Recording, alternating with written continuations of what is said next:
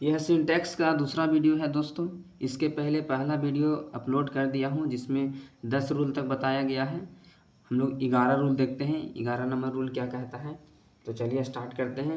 इसके पहले आप हमारे चैनल में नए हैं तो सब्सक्राइब कर लीजिएगा और बेल आइकन को प्रेस कर लीजिएगा ताकि हमारा पहला वीडियो सबसे पहले आपके पास जाए, और वीडियो को लाइक करना बिल्कुल नहीं भूलिएगा। तो चलिए स्टार्ट करते हैं। देखिए रूल नंबर 11 में क्या कहता है। देखिए रूल नंबर 11 में कहता है कि जब कोई एडजेक्टिव, ठीक है, कहता है जब किसी वाक्य में एडजेक्टिव के पहले द लगा हो, जैसे पुअर एक एडजेक्टिव होता है, ब्लाइंड ये सब क्या एडजेक्टिव है, विशेषण है, उसके पहले द लग जाता है तो वो जो सब्जेक्ट होता है प्लूरल हो जाता है। और द लगने से, जब एडजेक्टिव के पहले द वर्ड लगने से प्लूरल हो जाता है तो वर्ब भी क्या लेगा, प्लूरल लेगा। एग्जाम्पल देखिए। देखिए पुअर का मतलब गरीब होता है, ठीक है, तो ये नाउन नहीं है, ये एडजेक्टिव है। लेकिन जैसे द लग गया तो द पुअर का मतलब हो गया गरीब लोग। पहले क्या था, गरीब था, लेकिन अब हो गया गरीब लोग। तो बोलता है द पुअर इज या आर ऑनेस्ट। तो बताइए गरीब लोग हो गया प्लूरल, तो वर्ब भी क्या लेगा, प्लूरल। और ये दोनों में प्लूरल वर्ब कौन है, आर है। तो क्या द पुअर आर ऑनेस्ट, गरीब लोग ईमानदार होते हैं। द ब्लाइंड, ब्लाइंड का मतलब अंधा होता है। देखिए द लग गया ब्लाइंड के पहले, द लग गया है ब्लाइंड में तो क्या हो गया, प्लूरल। तो हमारा भव भी क्या लेगा, प्लूरल। तो द ब्लाइंड आर हेल्पलेस, यानी कि अंधे लोग क्या होते हैं, लाचार होते हैं। अंधे लोग लाचार होते हैं। द रिच, रिच मतलब अमीर होता है, द रिच का मतलब अमीर लोग। तो अमीर लोग is are always not happy, तो क्या हो जाएगा, तो द रिच अमीर लोग हो गया प्लूरल, तो भर भी क्या लेगा, प्लूरल। तो हो गया अमीर लोग हमेशा खुश नहीं होते हैं।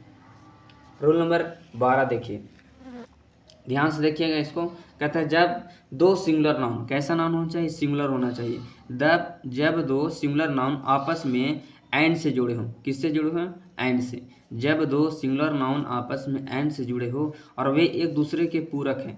देखिए इसको बहुत ध्यान से पढ़िएगा, एक दूसरे के क्या है, पूरक है, ठीक है ना। तो हमेशा सिंगुलर वर्ब का प्रयोग करते हैं, तो हमेशा सिंगुलर वर्ब का प्रयोग करते हैं। यानी एक नाउन जब आएगा तो ऑटोमेटिक दूसरा भी आना चाहिए, ठीक है ना। उसी को कहते हैं एक दूसरे का पूरक, यानी साथ में रहेगा। एग्जाम्पल देखिए ब्रेड एंड बैटर। देखिए ब्रेड के साथ क्या आता है, बैटर आता है, दोनों सिंगुलर है, एंड से जुड़ा हुआ है। तो इसमें वर्ब कैसा होगा, सिंगुलर। वर्ब कैसा होगा, सिंगुलर। तो लगा देते हैं is. Bread and butter is balanced food. देखिए rice and curry, rice and curry is are my favourite food. देखिए राइस एंड करी क्या है, एक दूसरे के पूरक हैं, तो क्या हो जाएगा, सिंगुलर वर्ब का प्रयोग करेंगे, इज हो जाएगा।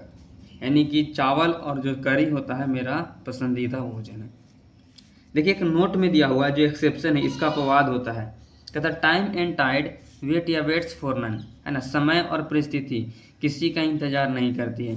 तो इसमें देखिए अभी हम सिंगुलर वर्ब का प्रयोग कर रहे थे, लेकिन इसमें क्या हो जाएगा, प्लूरल वर्ब।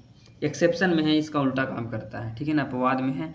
और देखिए ये जो है टाइम एंड टाइड वाला पूछा गया क्वेश्चन है, बहुत बार पूछा है। और आपका फर्स्ट वाला ब्रेड एंड बटर वाला भी बहुत बार पूछा गया है ना, इसको ध्यान से याद कर लीजिएगा। रूल नंबर 13 देखिए, कहता है जब किसी वाक्य की शुरुआत देयर से हो, किसे हो, देयर से, है ना, जब किसी वाक्य की शुरुआत देयर से हो और जो उसमें वर्ब का प्रयोग करेंगे वो किस प्रकार से किया जाएगा। तो देखिए जब किसी वाक्य का शुरुआत देयर से हो तो वर्ब के बाद जो सब्जेक्ट आता है, देखिए देयर आता है, वर्ब आता है, इसके बाद एक सब्जेक्ट आता है। तो जो वर्ब के बाद सब्जेक्ट आता है ना, तो सब्जेक्ट के अनुसार जो वर्ब का प्रयोग करते हैं, किसके अनुसार, सब्जेक्ट के अनुसार।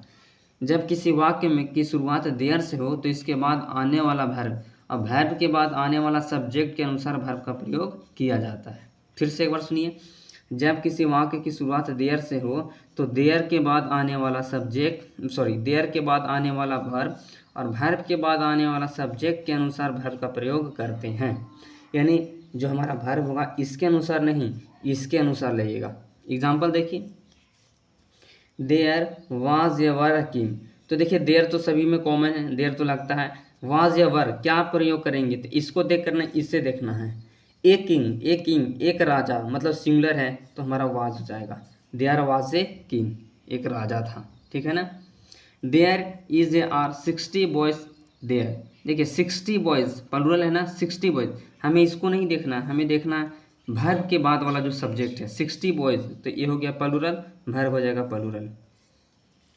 There is a are not any boy in the classroom. देखिए एनी बॉय सिंगुलर होता है, एनी मतलब कोई भी नहीं, ठीक है ना, सिंगुलर होता है तो वर्ब क्या हो जाएगा singular. There is not any boy in the classroom. Rule number 14 देखिए, नन ऑफ। देखिए नन ऑफ के बाद जो नाउन या प्रोनाउन आएगा, नन ऑफ के बाद नाउन या जो प्रोनाउन आएगा वो हमेशा क्या होगा प्लूरल, और वर्ब क्या हो जाएगा सिंगुलर।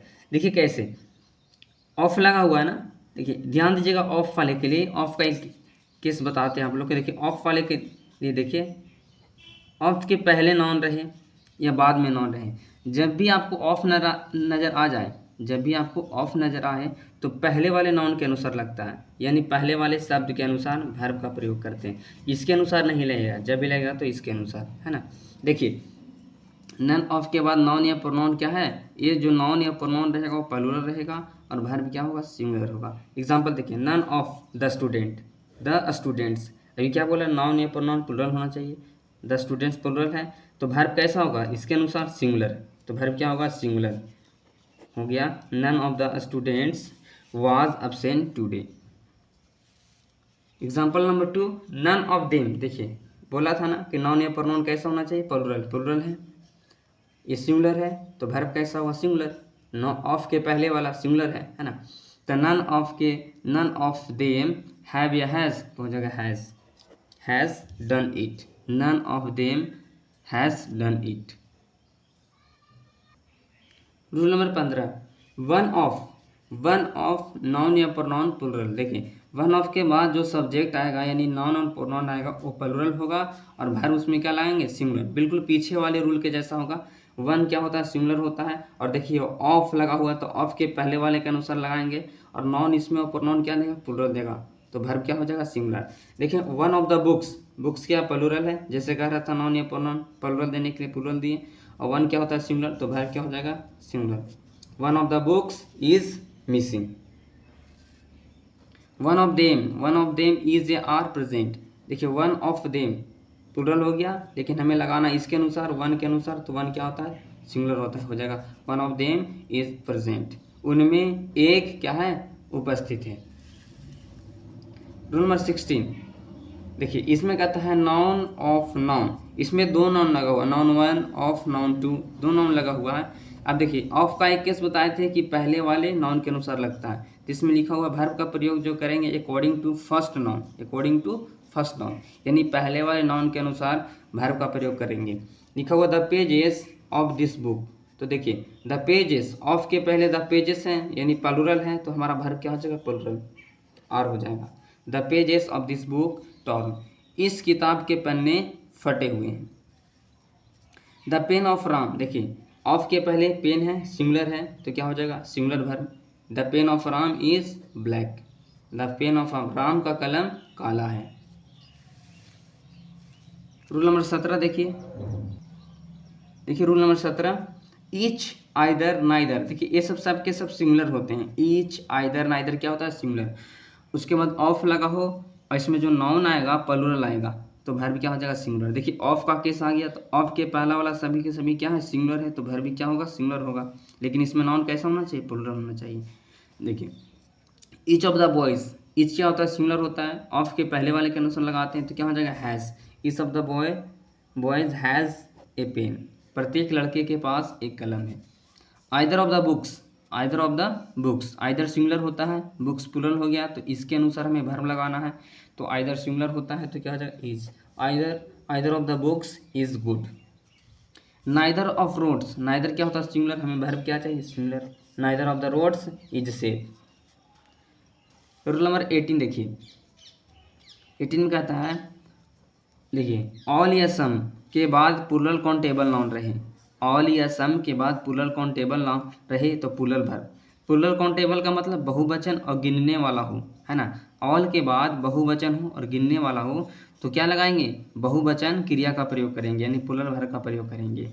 और देखिए उसी केस में क्या था, ऑल या सम के बाद अनकाउंटेबल नाउन हो, अनकाउंटेबल का मतलब सिंगुलर होना चाहिए, है ना, जिसको गिना नहीं जा सकता है। जैसे हो गया एयर वाटर, ये सब गिन नहीं सकते हैं ना, तो अनकाउंटेबल नाउन के अंतर्गत आता है, तो उसमें सिंगुलर वर्ब का प्रयोग करेंगे। यहाँ देखिए अनकाउंटेबल मतलब एक जिसको गिन नहीं सकती तो सिंगुलर हो गया, और एक से ज़्यादा जिसको गिना जाता है, एक से ज़्यादा बहुवचन जिसको गिना जाता है प्लूरल हो जाएगा, है ना। देखिए ऑल काउस, काउस को गिन सकते हैं कि नहीं, गिन सकते हैं, बहुवचन है तो क्या हो जाएगा, आर हो जाएगा। ऑल काउस आर एनिमल, सभी गायें जानवर होता है ना। सम पेन्स, देखिए पेन को गिन सकते हैं, बहुवचन है ना, तो क्या हो जाएगा वर। सम पेन्स वर रेड, कुछ कलम लाल थे, है ना। चल इसके बाद देखिए ऑल मनी, देखिए मनी को नहीं गिन सकते, अनकाउंटेबल नाउन है, अनकाउंटेबल नाउन का मतलब singular. All money is lost, है ना, सही पैसे खो गए। सम मिल्क, देखिए मिल्क क्या अनकाउंटेबल नाउन है तो क्या हो जाएगा, अनकाउंटेबल नाउन होता है सिंगुलर तो हो जाएगा is. Some milk is bought.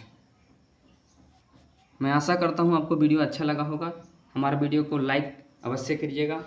Thank you very much.